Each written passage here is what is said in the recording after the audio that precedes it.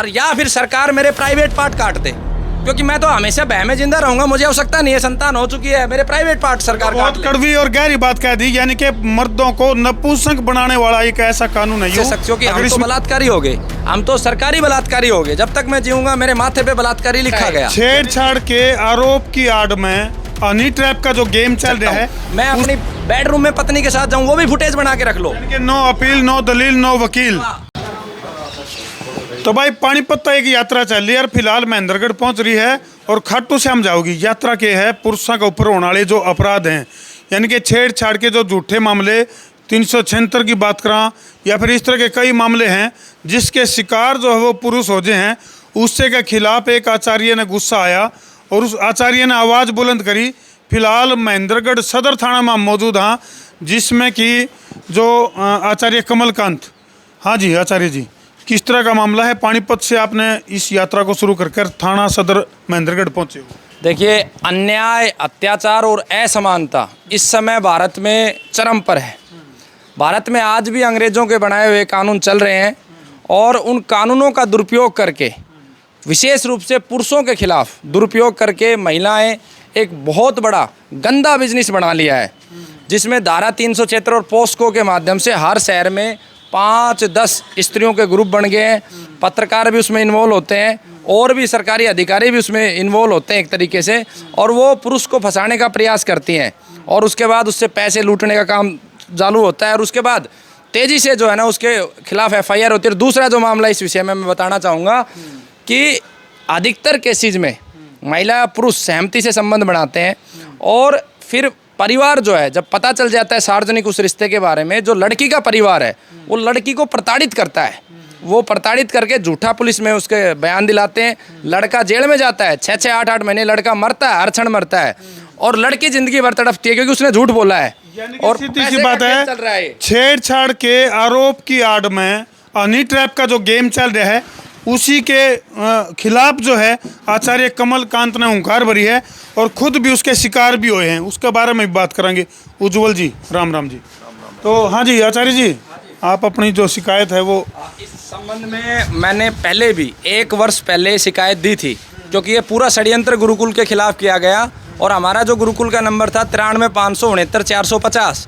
जैसे ही मैं जेल में गया, षड्यंत्रकारियों ने उसका, कुछ जो गुरुकुल के कर्मचारी थे वो भी उसमें इन्वॉल्व थे और उन्होंने OTP देकर वो नंबर सद्दाम हुसैन के नाम पोर्ट करवा लिया। अब सद्दाम हुसैन इस दुनिया में बहुत सारे हैं, लेकिन नाम आज की डेट में वो सद्दाम हुसैन के नाम बोलता है और गरीब रोगियों से धोखे के साथ किसी से 20,000 रुपये, किसी से 30,000 रुपये लूटे गए और चरम सीमा पे लूट हुई। और 1 साल लगातार जो है, मैंने यहाँ लिखित शिकायत, ऐसी पर्ची मुझे पहले भी मिली थी और लगातार 10 बार मैं इस पुलिस स्टेशन में हरिद्वार से आता था। मैं खुद मेंटली इतना डिस्टर्ब था, डिप्रेशन में था, उसके बावजूद भी मेरे दिल में रहता था कि मेरे गरीब रोगियों को लूटा गया है, मुझे लड़ना है।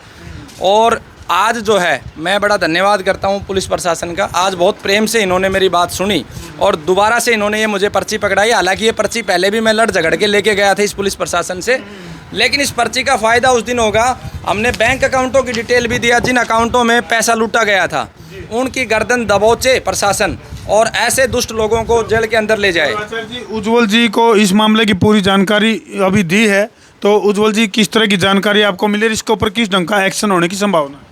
देखो, ये अभी आचार्य जी पहले क्या हुआ वो हमें नहीं पता, लेकिन अब आए हैं आचार्य जी के ऊपर पहले कोई मुकदमा था, उसके बाद आचार्य जी अपनी संस्था का जो फ़ोन है वो अपने विश्वास पत्र को देख के गए थे और अब जो है वो पीछे से क्या हुआ क्या नहीं, वो किसके है, वो जल्दी से जल्दी विद इन वीक या 10 डेज़ में हम इसको सोल्व करने की पूरी कोशिश करेंगे। बहुत बड़ा दावा आपने कराया है। और देखो, अच्छा, जिस तरह से एक और मामला जो आचार्य जी कह रहे हैं, अभी जिस पक्ष ने इनके ऊपर 376 लुआई, यानी कि छेड़छाड़ की आड़ में जो हनी ट्रैप के शिकार जो आचार्य जी हुए हैं, जो कि इनका कहना है, इस मामले में जो आरोप, यानी कि जो पीड़ित पक्ष था पहले तो वो आरोप लगाने लग रहा था जो इनके ऊपर, जिसमें बरी हो गया आचार्य जी, तो अब उसका क्या होगा? उसके अगेंस्ट कोई कार्रवाई बनेगी? नहीं, वो कोर्ट के अकॉर्डिंग है, हम इसमें कुछ नहीं कर सकते, जो कोर्ट आदेश देगा वही है। कोर्ट के आधार से चलेंगी चीज़ें। तो फिलहाल जो इस मोबाइल का जो मामला, इसके ऊपर आप एक्शन लोगे? हाँ बिल्कुल, इसको विद इन 10 डेज के अंदर निपटाने की पूरी कोशिश करेंगे। चलो भाई, उज्जवल जी ने 10 दिन में इस मामले को सोल्व करने का दावा कराया है कि भाई जो मोबाइल जो इनका हैक होया है या OTP के जरिए किस तरह से पोर्ट कराया गया है, तो इस तरह की चीज़ें हैं। लेकिन आचार्य जी से एक सवाल जरूर ले लें। आचार्य जी, ईब जो आपके ऊपर जो आरोप लगे थे बलात्कार के और वो पाए गए झूठे, कोर्ट ने बरी कर दिया आपको? मैं सेशन कोर्ट में केस जीत चुका हूँ लगभग 1.25 साल पहले। एग्जैक्ट डेट तो मैंने भेज दिया है, जो जजमेंट है 1.25 साल पहले केस जीत चुका हूँ। अगली पार्टी हाई कोर्ट में गई नहीं, मैं डिप्रेशन में चला गया। और अब मैं इस मामले की जो ना पूरा तीव्रता से जो परिवर्तन यात्रा, मेरा लक्ष्य एक ही है, जेलों में जितने भी निर्दोष पुरुष हैं, देखो दोषी बचे ना, दोषी के तो टुकड़े टुकड़े होने चाहिए। जिसने बलात्कार किया है, छेड़खानी करी, उसके इतने टुकड़े टुकड़े करो उसके माँ बाप भी जो पहचान नहीं पाए।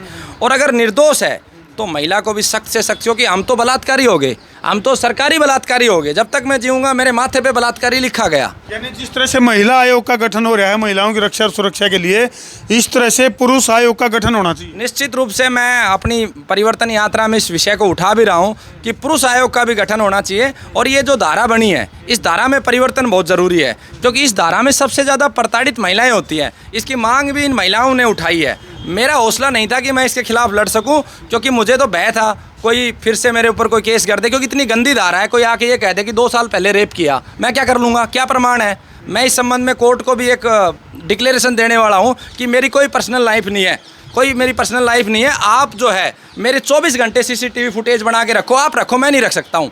मैं अपनी बेडरूम में पत्नी के साथ जाऊँ, वो भी फुटेज बना के रख लो। यानी कि नो अपील, नो दलील, नो वकील। और या फिर सरकार मेरे प्राइवेट पार्ट काट दे, क्योंकि मैं तो हमेशा बह में जिंदा रहूंगा, मुझे आवश्यकता नहीं है, संतान हो चुकी है, मेरे प्राइवेट पार्ट सरकार काट बहुत ले। कड़वी और गहरी बात कह दी। यानी कि मर्दों को नपुंसक बनाने वाला एक ऐसा कानून है यूँ, अगर इसमें कोई जल्दी से बदलाव नहीं किया गया तो भाई दहशत के शिकार हो जाएंगे इस तरह से। तो मैं 2 साल डिप्रेशन में रहा हूँ सर। मैंने बस एक ही गलती करी इस देश में आज तक। क्रिकेट की प्रतियोगिता होती है, कुश्ती की होती, कबड्डी की, मैंने एक प्रतियोगिता जारी की। भाई डॉक्टरों की भी तो प्रतियोगिता हो। जानलेवा बीमारियों में किस डॉक्टर ने कितने, अब आज दावे हो रहे हैं 20 दिन में कैंसर ठीक, 30 दिन में।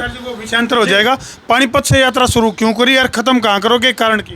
पानीपत से यात्रा शुरू करिए 9 बिंदुओं के साथ। पहला बिंदु, जो निर्दोष पुरुष जेलों में उनको बाहर निकालने के लिए धारा 3। दूसरा बिंदु, हमारे देश में ऐसे कानून बने हुए हैं, इंडियन मैरिज एक्ट बना हुआ है। ये देश वैदिक सनातन संस्कृति को मानने वाला देश है। 5000 पुराने हमारे पास गीता है, चरक संहिता है। और हमारे देश में हिंदू, सिख, जैन, बौद्धों को तो ये कह दिया तुम इस 70 साल पुराने संविधान के आधार पे चलो, तुम कानून को मानो और तुम एक शादी करो। और हमारे जो मुस्लिम भाई है, हमारे जो ईसाई भाई हैं, वो धर्म के आधार पे चलेंगे, वो 4 शादी करें या कितने भी बच्चे पैदा करें। तो ये असमानता को मिटाने के लिए ये लड़ाई है। इसका दूसरा बिंदु है, अगर इसी तरीके से तेजी से जनसंख्या बढ़ती रही तो हर घर में कैंसर होगा, तो जनसंख्या नियंत्रण कानून बने, ये इसमें मांग है। गौ माता पूरे विश्व की माता है, गौ माता की रक्षा हो, जीव हत्या मुक्त भारत बने। इसके अलावा हमारी मांग है कि वनस्पतियों के जो काट दिए जाते, रोड चौड़ा किया जाता है, तुरंत जवान वनस्पतियाँ जो 1-1 करोड़ की ऑक्सीजन देती है, बरगद के पेड़ काट देते, इतने सारे पक्षी बेघर हो जाते हैं, उस पर भी सरकार सख्त कानून बनाए। मैंने जेल में भी रहते हुए एक बरगद के पेड़ के नीचे रोज़ कूड़ा जलाते थे, आधा बरगद जला दिया उन दुष्टों ने, तो वहाँ भी मैं आँच में कूदा था उसको रोकने के लिए।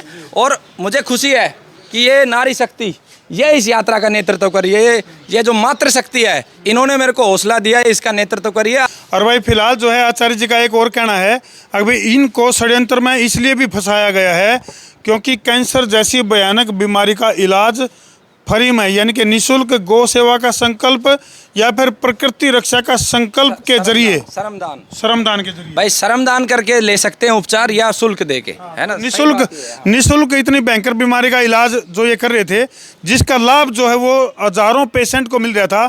तो बड़े बड़े जो अपने डॉक्टर को हैं, रोज का वो डाकू हों, सारे हैं कि निकंदा में लगभग की कहूँ, तो उनका यह बात रास नहीं आई, जिसकी वजह से इनको हनी ट्रैप में फंसाया गया और बलात्कार के झूठे आरोप लगे इनके ऊपर, फिर ये बरी होए।